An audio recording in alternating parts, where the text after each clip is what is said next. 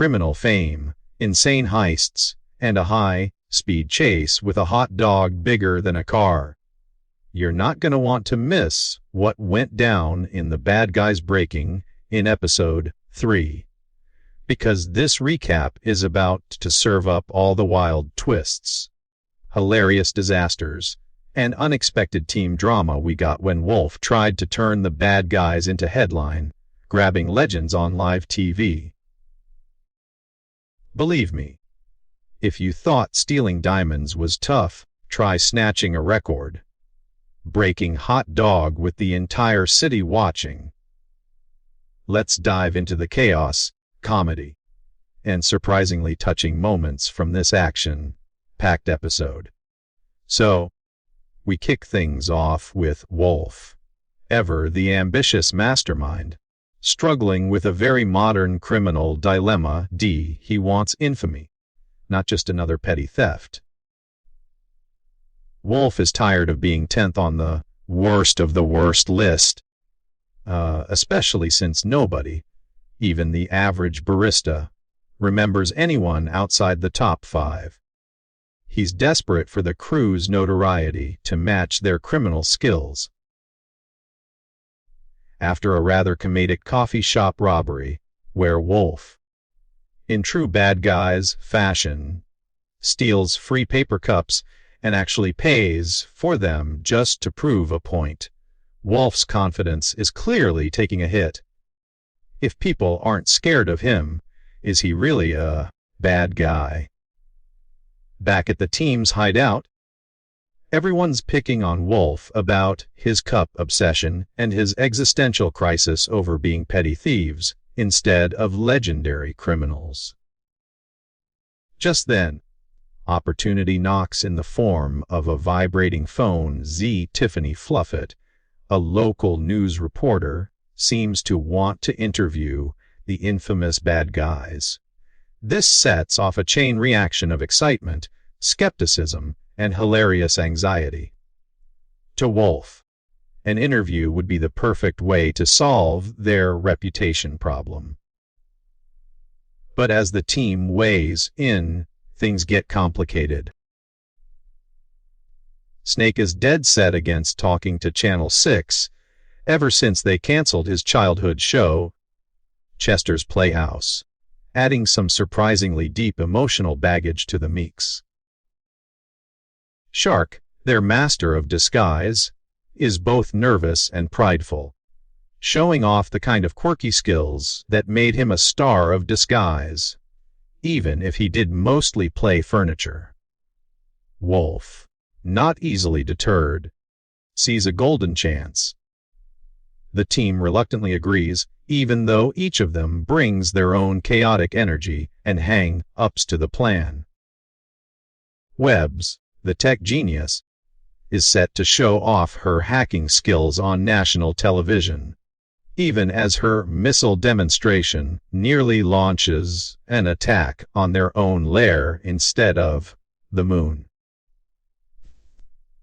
Piranha's supposed to put on a show as the getaway driver, nearly causing a heart attack for Tiffany. And Shark's trauma over Channel 6 keeps threatening to derail everything. There's a running bit about Snake's attempt to disguise his voice by swallowing a massive kazoo, only making him sound like a squeaky chew toy every time he speaks. The entire setup for the interview is peak Bad Guys, offbeat, barely organized, and dripping with banter. It all unravels fast. Tiffany's interview questions begin to poke holes in their criminal record. Sure, they've vandalized and caused mayhem. But when pressed about what big heists their team has pulled off together, all they can offer up is paper cups. Wolf tries hard to hype up their legendary status, but it just doesn't land. The interview degenerates quickly. Shark can't let go of the Chester's Playhouse grudge. Snake is obsessed with not appearing foolish, and Piranha accidentally reveals his favorite color in a rambling speech about his mother's eyes. Blue, then green, then finally black in a hilariously dark joke about a family friend who mysteriously disappeared. Meanwhile, Tiffany, stuck with clownish technical problems of her own, gets caught up in all the tension and slapstick chaos. Webbs nearly launches missiles at the lair. Shark tries to eat the reporter's camera, and as everything spirals out of control, Wolf's original plan collapses in a heap of embarrassment. Then comes the big reveal. Wolf is confronted when his team finds out Tiffany's interview wasn't actually her idea. Wolf reached out to her, practically begged for the coverage in a last-ditch bid for fame. The bad guys feel betrayed. The resulting fallout is angry, messy, and just a little bit heartbreaking.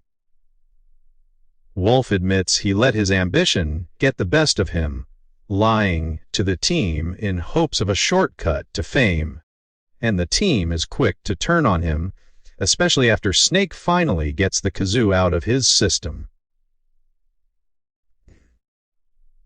But just as they're about to part ways, Tiffany sees an opportunity for herself. She's tired of always getting second-rate stories. Wolf's team is overlooked by the more established criminals, and she's always playing second fiddle to Chuck Mellon, the station's star anchor.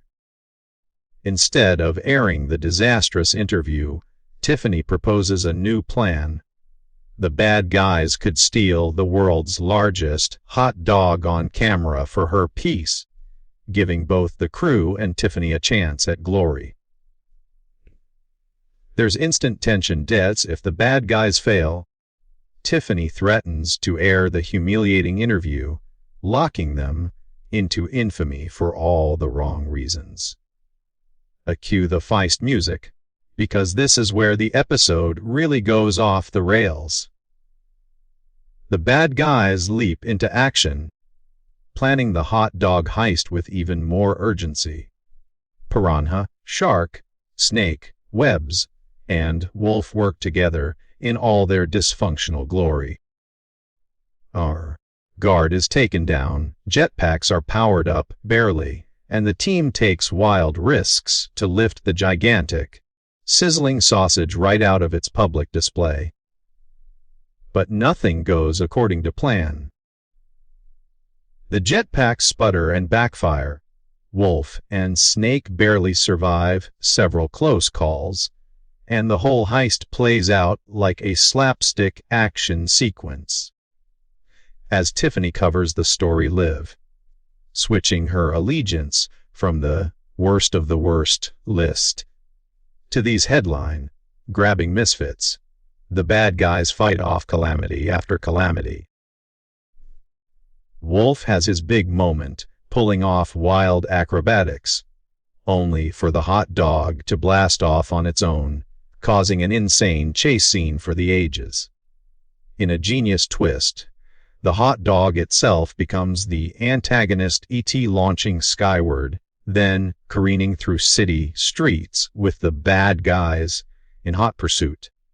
The chase is frantic, unpredictable, and loaded with comic tension. The jetpacks almost kill the crew.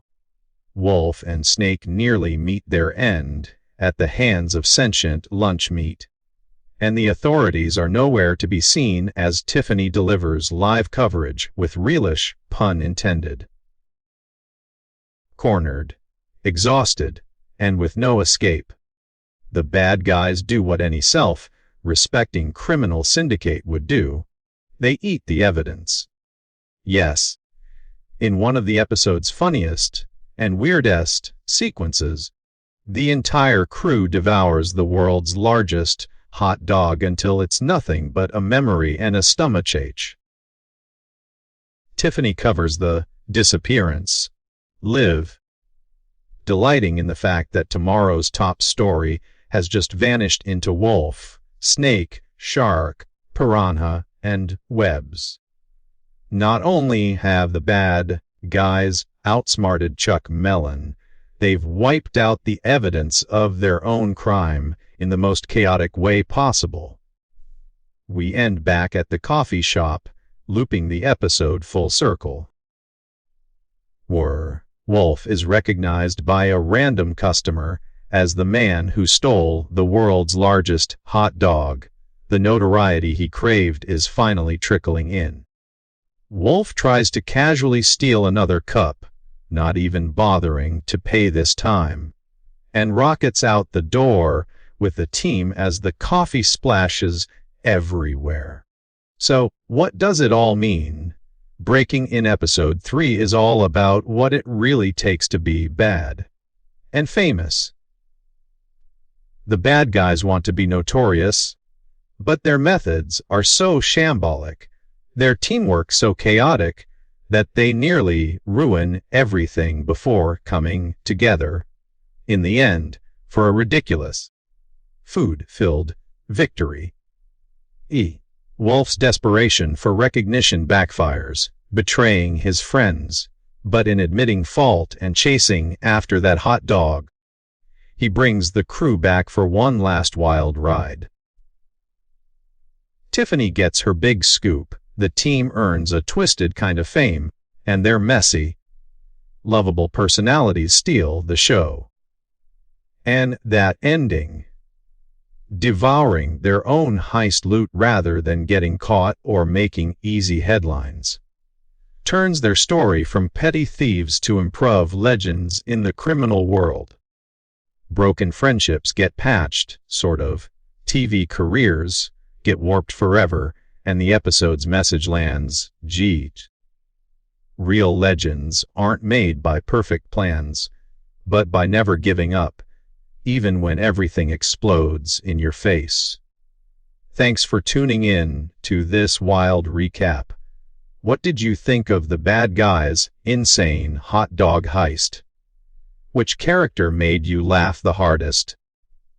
And do you think Wolf learned his lesson? Drop your thoughts in the comments, hit that like button if you had fun, and subscribe for more awesome recaps and breakdowns. Until next time, keep your eyes peeled for jetpacks and record-breaking sausages.